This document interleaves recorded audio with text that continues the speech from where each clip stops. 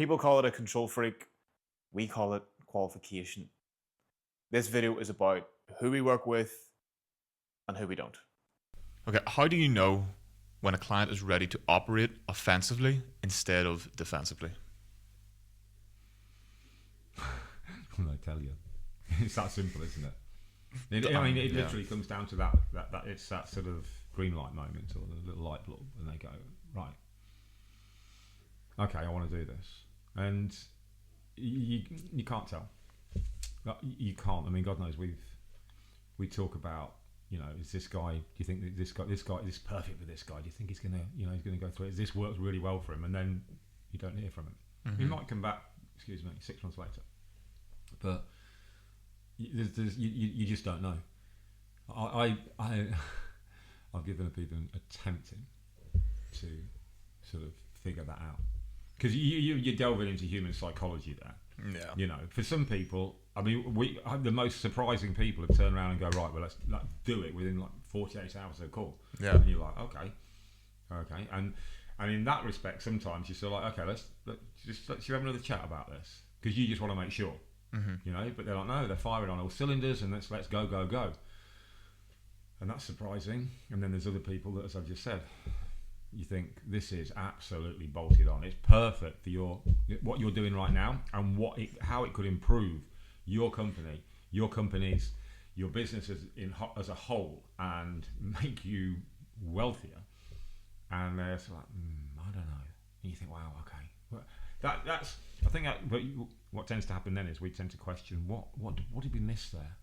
And I went through quite a period of time of trying to work that out, and I've given up on that now, because I know that because of the amount of time I've been doing this, and because of the amount of success stories we've had, I know it's nothing that we're doing. I mean, don't get me wrong, we can always improve. Mm-hmm. Everybody can always improve. We can always evolve, etc. But I don't question why people do and don't, because it's the individual choice again, isn't it? Yeah, like one of the things I remember from the beginning of work with you as well is the idea of warm and hot. And you were just off the bat being like, your opinion on this is going to change very quickly, because you just don't know. Yeah. You never know. You know something is hot whenever the decision has been made. There's that last thing, isn't there? And anybody who's, this, it's not done until the money's in the bank. Yeah. That, it's not done until it's committed to. I know we don't use checks anymore, until the check is signed. The check is signed. And it's that simple. Because we do live, certainly more so than we did years ago, in a society that will tell you what you want to hear, rather than what they're actually feeling. Mm-hmm.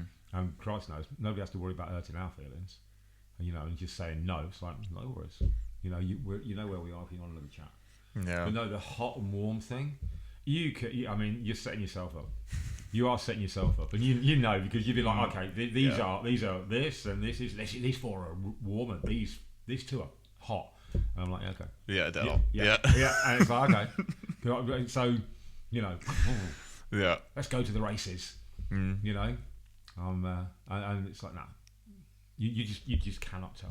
You can't tell. But all we can do, as you say, is just improve, educate better. But I think one of the best things that we do for that is showing people their strategy before they even act on it. Which is one of the rarest things, and this is what I love about what we do, is people can have a full-on immersive experience on what is achievable with different options that they haven't had access to before. They've never seen laid out so pristinely, so accurately before they've even made that decision.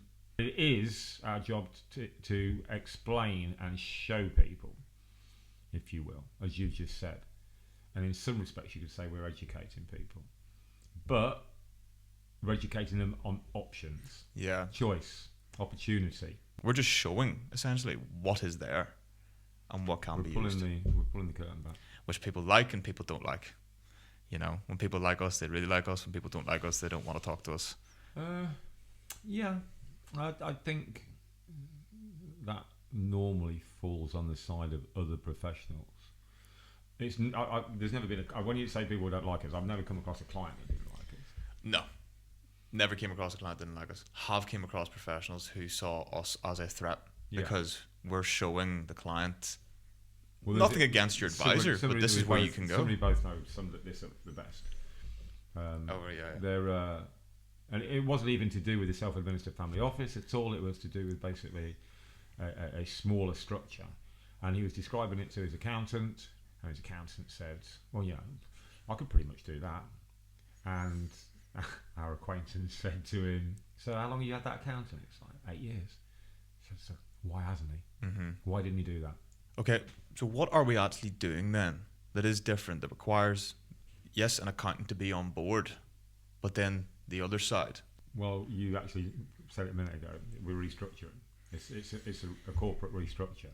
The sort of thing that you would see big institutions and multinationals do regularly. Setting up SPV, setting up subsidiaries, doing it in ways that are very, very tax efficient. But they still need accountants because they need someone to do their accounts. Now, if you go to one of the big four, for example, accountancy firms, for a corporate restructure, you'll get one department. You won't get the department that is actually doing the bookkeeping. They're going to be separate.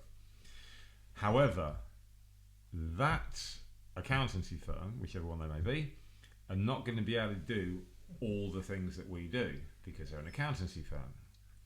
Do they have barristers involved? Do they have knowledge of trust law? It's unlikely. In fact, they don't. So we're covering all of those bases, and that's where the corporate restructure comes in. And then you need somebody to act as your accountant. So we are essentially doing the corporate restructure that, as I say, any large multinational would think is pretty standard, a very top end of, business. So It's funny, actually, I was in a sauna a couple of months ago in Portugal, and I got introduced to this guy, a friend of mine, a friend of a friend, and he and his family own one of the biggest property developments in the UK. And my friend was like, he and his family run a full family office. You should go over and have a chat, see if there's any similarities, see what's going on. And we got talking for about 10 minutes, and I just gave him a rundown of how we structure and how we strategize, how we work with clients' accountants, how we work with our barrister, how we're in the middle to make sure that gap is took care of, and the results, the fiduciaries, all the inner machinations of it all. And his answer was, it's not too far off what we're doing. no, The difference is they've got everybody in house, and they're paying them yearly fees. because that's not our client. So good luck to them, because that's the direction they want to go in. Our client is the guy, as you know, that doesn't want to do that. That wants more control. And you see, this is something else again. People say, it's a control freak. When it comes to businesses, if you're not, what the fuck are you doing? If you don't want to control every aspect of your business, then what are you doing? You're not telling me that, and that there's some big names that we're going to talk about or could talk about. The most well-known guys on the planet for being very, very wealthy, and the businesses they have. What, you think they just sit on yachts now? Do they? No, they're on the shop floor. They are immersed in that business. Of course, they're control freaks. Yeah. I've got that story. I worked for a guy when I was very, very young, and I went to meet him on a building site. He was massively wealthy, and you won't even know what a brick tie is, but it's a little bit of metal that goes between two walls, essentially, to stabilise it. And they cost pennies. But if he saw them laying on the floor, he would go absolutely mental. Because that was to him, it's waste. That was his money. He saw his pennies dotted around the building site, and he walked that building site. Now you can say, control freak. Yeah, control freak. He had his fingers in so many pies. He had garages. He had car rental companies, sales companies. And when I say garage, I mean mechanics. He had building sites. He had clothes shops. But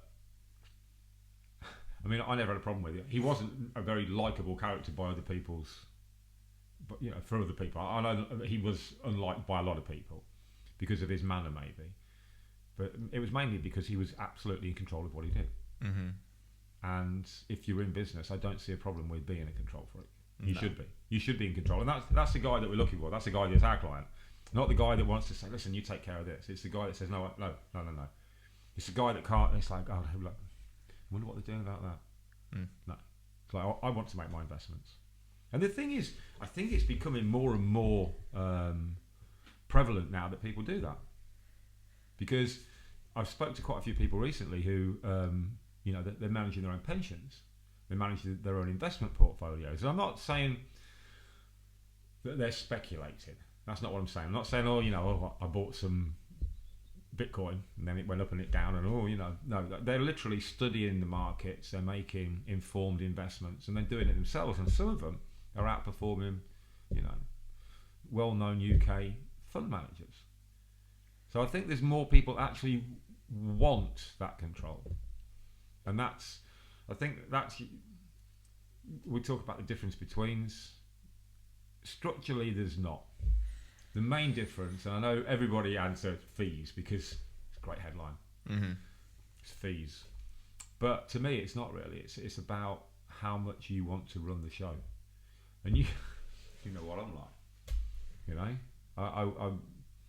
I don't see. Someone's always got to be taking the lead. Someone's got to be responsible. You have a manager of a football team. You don't have a committee. It's the same thing. Now they may say, well, we're all, it's all my team, and it is. They all play their part, but one guy's held accountable, and that's the same in the business.